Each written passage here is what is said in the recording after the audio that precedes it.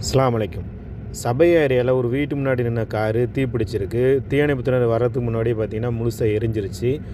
இது குறித்து அந்த காரோடைய ஓனர் கோய்த்தி சொல்லும்போது என்ன சொல்கிறாங்கன்னா, இது வந்து தானாக தீப்பிடிக்கல, யாரோ தீ வச்சிருக்காங்க அப்படின்னு சொல்லிட்டு போலீஸில் கம்ப்ளைண்ட் பண்ணியிருக்காங்க. அதனால் போலீஸார் வந்து சுற்றியுள்ள ஆள்கிட்டலாம் அதை குறித்து விசாரிச்சுட்ருக்காங்க.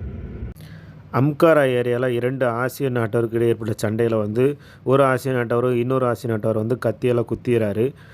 குத்துனவர் வந்து தப்பிச்சு ஓடிறார். போலீஸார் அவரை தேடிட்டு இருக்காங்க. பாதிக்கப்பட்டவர் வந்து ஜஹர் ஹாஸ்பிட்டலில் அனுமதிக்கப்பட்டிருக்கார். பல கடைகள் வந்து மொபைல் ஃபோன் திருட்டு போகுது. போலீஸார் வந்து சிசிடிவி கேமரா வந்து ஆய்வு பண்ணி தைமாவை சேர்ந்த ஒரு பெண்ணை வந்து கண்டுபிடிக்கிறாங்க. அந்த பெண்ணை பார்த்திங்கன்னா அந்த திருடு மொபைல் ஃபோனை வந்து விற்கும்போது கையும் களவுமாக பிடிப்பட்டதாக போலீஸார் தரப்பில் தெரிவிச்சிருக்காங்க. குவைத்தில் ரேஷன் பொருட்கள் உட்பட உணவுப் பொருட்கள் எல்லாமே வந்து பல மாதங்களுக்கு இருப்பு இருக்குது அப்படின்னு சொல்லி தெரிவிச்சிருக்காங்க. காரணம் என்னென்னா, எந்த மாதிரி எமர்ஜென்சி சூழ்நிலை ஏற்பட்டாலும், ஏன்னா சுற்றுலா நாடுகள் வந்து போர் பதட்டம் இருக்கிறதுனால குவைத் வந்து இந்த அறிவிப்பு வெளியிட்டிருக்கு.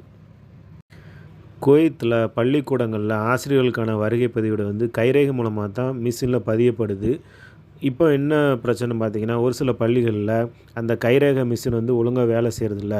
அவங்க ஸ்கூலில் ஆசிரியர்கள் வேலை செய்கிறாங்க, ஆனால் வரலன்னு சொல்லிட்டு அது பதியுது. கைரேகை வச்சாலும் அன்றைக்கு உண்டான கணக்கு வந்து அவங்க வராத மாதிரி காமிக்குது.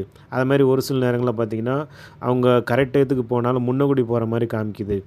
அதனால் அந்த மாதிரி பதிவாதனால எங்களுக்கு வந்து மாதத்தில் வந்து ஒரு சில நாட்கள் சம்பளம் வந்து கட் ஆகுது.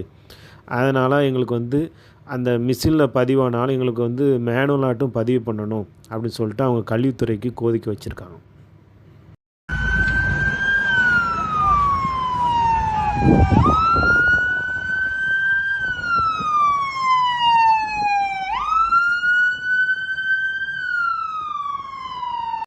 குவைத்தில் ஜனவரி 2024 ஜூன் வரைக்கும் 6 மாதத்தில் 31 லட்சம் போக்குவரத்து விதிமீறல் வந்து பதிவாயிருக்குன்ட்டு போக்குவரத்துலேருந்து சொல்லியிருக்காங்க.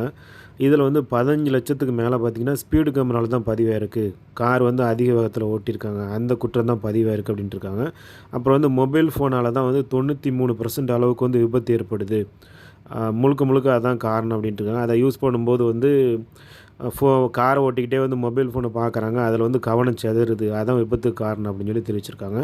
அப்புறம் வந்து போலீஸார் வந்து அபராதம் விதித்த வழக்கு பார்த்திங்கன்னா, மொபைல் ஃபோன் யூஸ் பண்ணவங்க வந்து 30,868 பேர் வந்து இந்த 6 மாதத்தில் வந்து அந்த மாதிரி வழக்கு வந்து அந்த மாதிரி மொபைல் ஃபோன் யூஸ் பண்ணதுனால ஃபைன் போட்டுட்ருக்கோம் அப்படின்னு சொல்லி தெரிவிச்சிருக்காங்க.